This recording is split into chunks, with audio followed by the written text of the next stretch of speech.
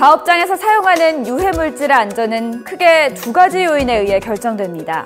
첫째 요인은 화학물질이 본래 갖고 있는 유해성으로서 사용량이나 정도에 상관없이 그 물질이 본래 가지고 있는 발암성, 생식독성, 부식성, 급성 독성 같은 것들을 말합니다. 두 번째 요인은 작업자의 노출과 관련되는 요인. 예를 들어 노출 가능성, 노출 기간, 노출 빈도, 노출 수준 등이 있습니다.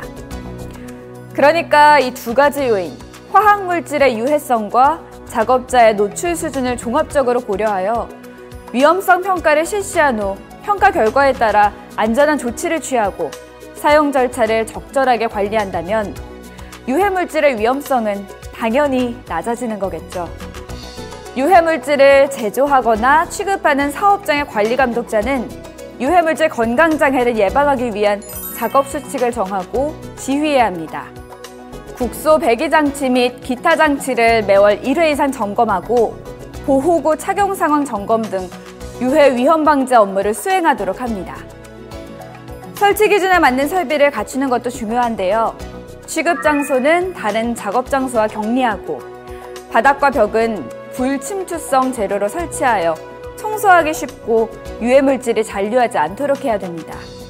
발산호는 밀폐하는 설비 또는 국소 배기 장치나 전체 환기 장치를 설치하여 발산을 억제시켜야 됩니다.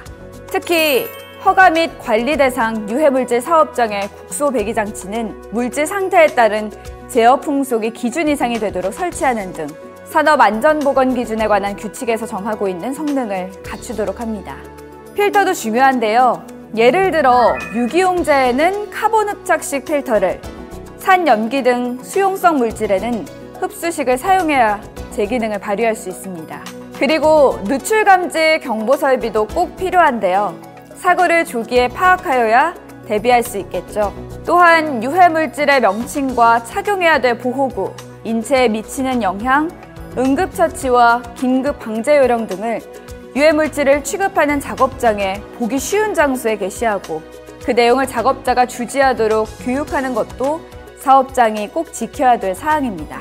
그럼 유해물질을 취급하는 작업자가 지켜야 할 안전수칙은 어떤 것들이 있을까요? 먼저 작업 전 물질안전보건 자료를 통하여 취급물질의 유해 위험 정보를 반드시 인지하고 정해진 작업 절차에 따라 작업을 진행합니다.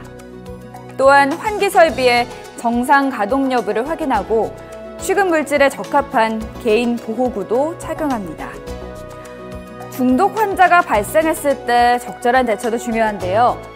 일반적인 응급처치 방법을 준비된 영상을 통해 확인해 보겠습니다.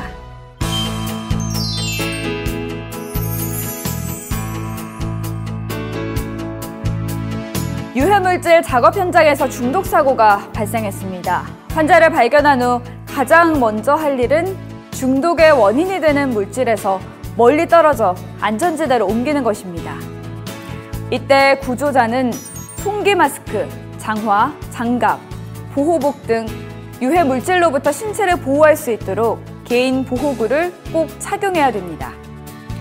옷에 물질이 묻은 경우에는 즉시 제거해야 하는데요.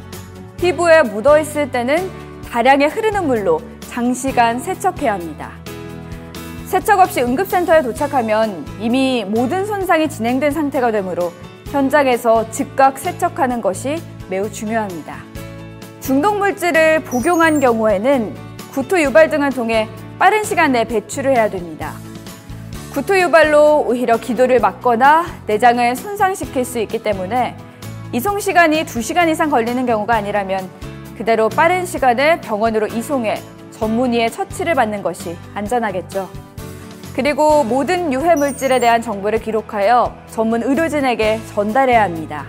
이 정보에 따라 빠르고 정확하게 후속 치료가 이뤄질 수 있으니까요. 이러한 기본처치법과 함께 취급하는 물질의 성질에 따른 응급처치법을 사전에 확인하여 중독재해 발생 시 그 피해를 최소화할 수 있도록 대비해주세요. 지금까지 유해물질 작업의 중독사고 발생 원인과 건강장애 예방을 위한 대책을 함께 알아봤는데요.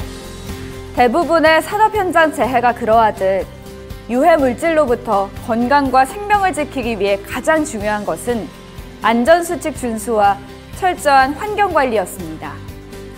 특히 내가 사용하는 물질이 무엇이고 어떤 유해성이 있는지에 대한 정확한 이해와 적합한 개인보호구 착용은 유해물질 작업자가 지켜야 되는 가장 기본적인 안전수칙이라는 점 다시 한번 강조하면서 이 시간 마무리하겠습니다.